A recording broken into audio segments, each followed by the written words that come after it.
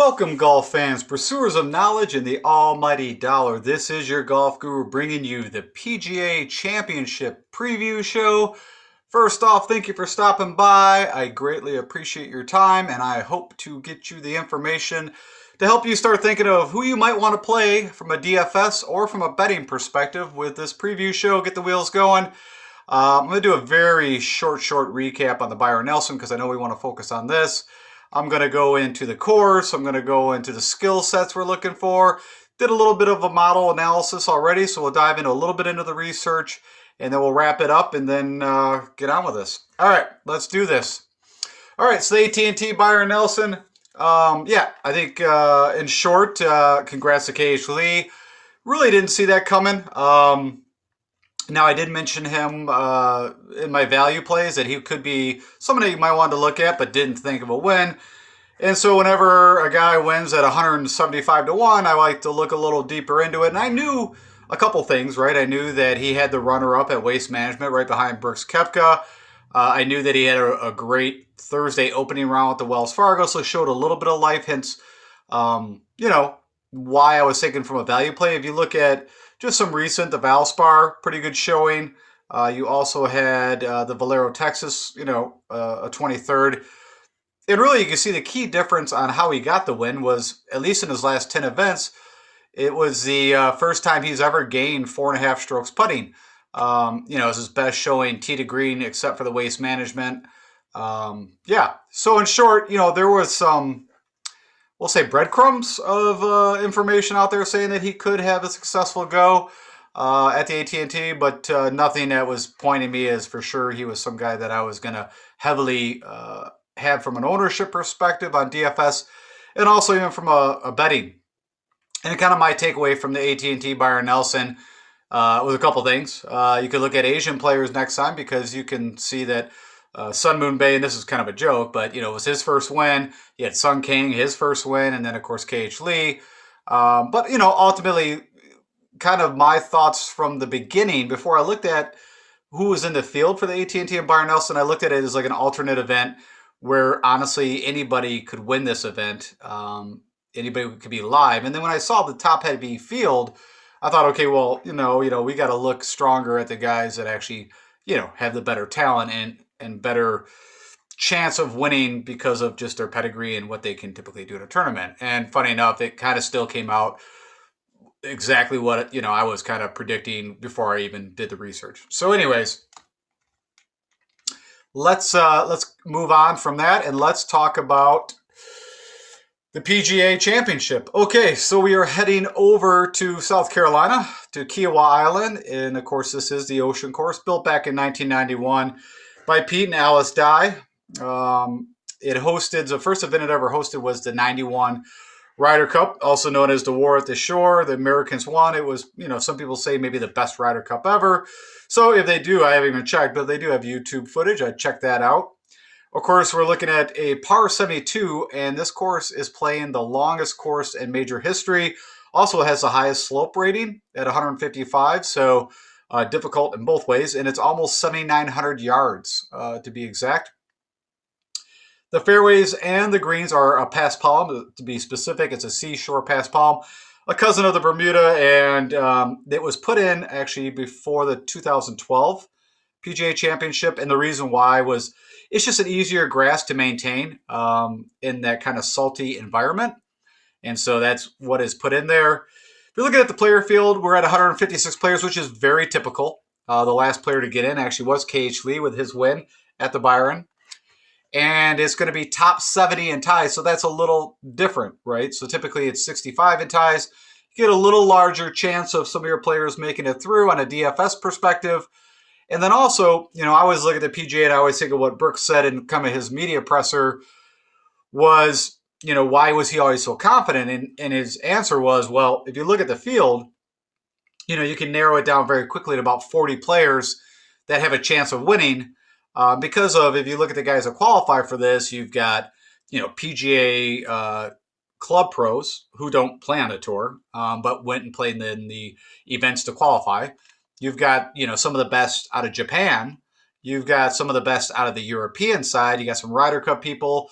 You got some guys that, have won the PGA Championship in the past. So you got a bit of a hodgepodge of guys that really are not going to be competitive. I mean, could there be that dark horse that comes out and makes a little noise? Possibly. But honestly, when it comes down to it, there's probably, 40 guys that have a chance. And then really, if you start to boil it down recent form, how they've reacted in majors history in the past, you can pretty much narrow it down to a field of 20. And that's the guys that, have a chance. So I kind of look at it the same way. If you look at historical cut line, I just took the Kiawah. I just don't see how you could take a historical cut line and, for the PGA Championship over the past 5 years when it's at a different course every time. So in 2012, as mentioned, it was played here in +7. If you were +7 or over, you made the cut. Winning score typically somewhere between 8 to 16. And of course, in 2012 at Kiawah, Rory, blitzed the field, shot 13 under, and the next closest guy was a gentleman by the name of David Lynn, who was a runner-up, shooting 500. So he beat the field by 8 strokes. So that's pretty not typical or an outlier when the PGA Championship takes place. Typically, the winners, by a stroke or two. And then when you get into the course defenses, there's a ton of them. The first thing that comes to my mind is the crazy winds that typically happen here, and it's changing winds. You've got, tons of water. It's in a low, what they call low country, kind of lowland marsh areas. So you got marsh all over the place. You got sand all over the place. I already mentioned, lots of slope on the greens and the fairways. You've got, the crazy length, one of the longest courses. And what's also a little unique is that when they built this course, they raised the fairways and the greens. Partly was the reason the people playing it, it's kind of a resort course that they wanted them to be able to see all the views and the ocean. The other part would have to be because it's in a low-lying area below, could be below sea level at times, that if they got a ton of rain, it could flood. And of course, flooding on a course is never good. It would kill all the grass. So what that does is when you raise all that, then the winds even hit you a little more. So, from a strategy perspective, off the bat, I just started thinking of players that, you could look at some Pete Dye people that have had success, guys that are very, accurate off the tee, but also have very good approach shots with long irons, and they're going to need to be good putters. So really, they got to have the whole facet of the game. And if you just start to think of, narrowing people down, I mean, off the bat, you could think of, the Victor Hovlands, the Corey Connors, the Abraham Answers. Of course, there's the elite guys. But, that's kind of funny. I think a lot of the elite guys are a little shaky right now. And so, it's going to be interesting on those builds and how you make them. But I'll talk more about that on the pick show. Okay. So as I usually do, here's a quick, overview headshot. And it's a terrible one. But all I was trying to illustrate, it is a pure island. That's the Atlantic Ocean here. You can just see that, every hole, you're going to see this big brown area. That's all the marsh. There's tons of sand, tons of water. I think probably this picture is going to do a little more justice where you can see water running along the fairways, sand. You've got these high kind of native areas that are running around.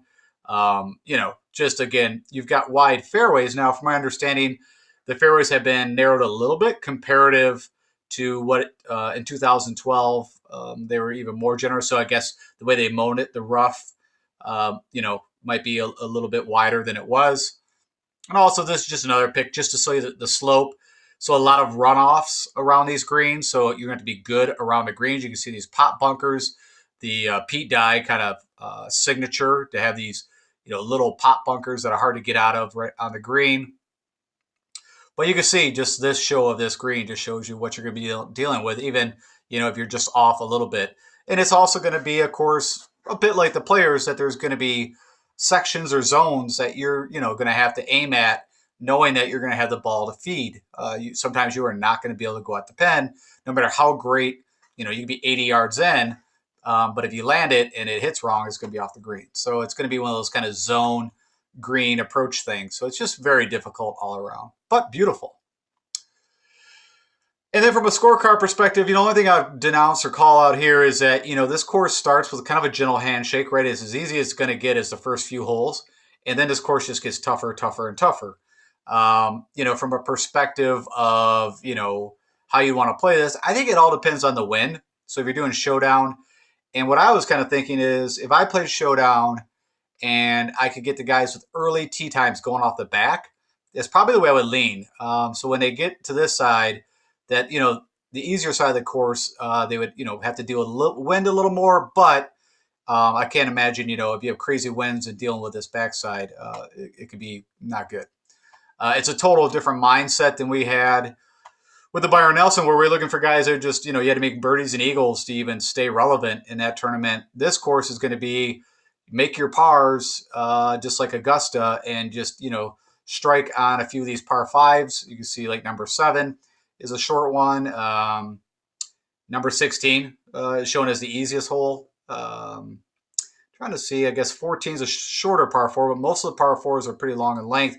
But then you got one of the shorter par 4s that's the number 1 handicap hole. You've got 4 long par 3s, 200 typically and plus. So yeah, it's just a test of golf. But you can see, I guess you got 1, 2, 3, 4, 5, 6 holes that, possibly, get a birdie 20% or better. And then if we look at how I want to rank the skill sets on the guys and how I'll build the models that I'll be doing the research for, I think utmost is going to be the guys that are just elite tee to green, the whole encompass. And then I'm going to, back that up with guys that have good drives. These are the guys that are hitting fairways or maybe just, maybe the outskirts of the rough, but still getting on the greens. Of course, I think around the green and sand saves is going to be, one of the top things you have to do. From my understand, these greens aren't going to be as super fast as maybe, of course, as Augusta. Because of the winds, they got to keep the greens, I don't want to say slow, but slower. And then also this grass, this past palm, tends to be a little slower, especially probably as the day goes on. I mean, again, that's all depending on what the weather's doing, but as the grass grows a little bit, probably slows down a hair. So the big thing I'll be looking for is avoiding 3 putts, and I still want good putters. I just don't think it's like Augusta where you must have awesome putters. Proximity of the pin, I'm going to be focusing, guys will be hitting long shots in because of the length. So the 175 to 200 plus.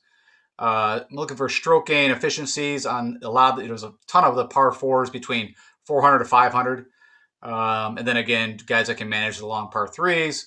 And as very usual, again, you're going to have to make hay on the par 5s. And I wasn't actually going to even do a past winners because all the past winners, except for Rory back in 2012 here, it's different courses. And, there's some similarities on how they try to set up a PGA course, but all these courses, and of course, the Ocean Course is, very different than what, like at Harding Park we just saw, or Valhalla, or whatever. But I did want to pull up just so you can see the guys that have won in the past and some of the things they did well. Of course, Rory's won it twice, Valhalla in 2014. The Ocean Course, as we're talking about, 2012. You had Koepka win in 2019, 18, back-to-back. You've got Justin Thomas, 2017, and of course, Morikawa just recently at Harding Park. But like I said, if you try to sit here and figure out, what do you need to do well, they're not all on the same course. So we really don't have a good understanding of that. But, you can just see it all facets. I'd say maybe around the green is probably the one thing that wasn't the strongest needed out of all the other stroking categories. But I think that's probably going to be a bit different. And I don't have the stroke gain data, so ShotLink data. If they were collecting it back in 2012, it's not available. But you can just see you gain, total 20 strokes gained. So pretty crazy. So I quickly did, as I always do, even on my previous show, I do a quick model, and typically this will slim down from all the key stat categories that I'll be looking at. But when I take a first pass, I like to look at all the things I'm curious about and take the recent form. So there's no filters on. This is purely just looking at their past, 3 tournaments or 12 rounds, depending on how it worked out for them. And tee to green is the most heavily weighted at 20%. Approach, around the green, the good drives, putting, and then all the rest I put at 5%. Just, I want to make sure that these things do get applied to the guys that I'm interested in. If you run that, and funny enough, you get Keegan Bradley, which not a shocker for the past 12 rounds because, he's been elite tee to green and all these other things. Even the putter, not great, but has been better. Of course, Sam Burns, you got with a win. And he's also got a runner-up. So, of course, he's popping up there. Answer does come to my mind. I think a good fit for this course. Hoffman's had some pretty good form. You've got Griot again, typically very solid off the tee and with the long irons. Spieth's been playing better. Matty Wallace could be an interesting bet. I think he's done pretty well in majors in the past, and he's had great form. Kokrak been playing well, better putter now, could be interesting. And of course, Morikawa, just a lead on approach. His game's maybe not has been as sharp, but of course he had that win at Concession, which that WGC Mexico, that we could actually probably leverage. That might be one of the courses, or at least events, because it's a single event that might be interesting to look at because there's some similarities there. And then always, whenever we're on a Pete Dye course, I think it always is applicable to just look at the guys that have done well on Pete Dye. Now, I feel like this course for me is not a typical Pete Dye kind of course. I always think of like the Harbor Towns and TPC Sawgrass, but there is still the shot making and the thought and the visually kind of messing with you a bit off the tee in different shots. So there's some similarities there, but as in like the distance and everything, it's a little different.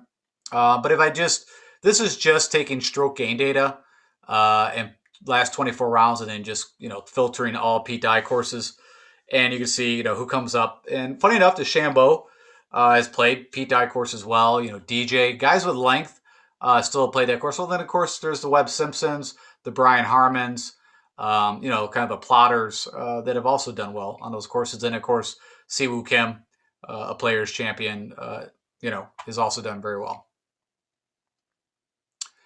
And then also the last thing I was thinking, because, this course typically does get windy, even though I did look at the, forecast, and I'm recording this Monday afternoon, but, right now it's showing pretty calm, nothing to write home about. And that was looking at Thursday, Friday, Saturday. But, if you just wanted to see from the last 24 rounds, again, using my, key stroke category areas. Now, this 24 rounds could be spread over multiple years, right? Because it's just pulling up the really windy days at each tournament they played in. But funny enough, Harris English pops up. You got Sergio, which that's going to be a tricky call, right? I mean, he's showed really good form at times, tee to green. I mean, great off the tee. A little off and on lately with his irons, and the putter, again, is kind of back to Sergio Garcia putting.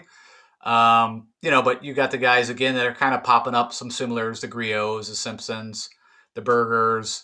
Adam Scott popped up quite a few times. Not sure what I'm going to do there because, his driver, which was a little rare, was kind of sporadic last few tournaments.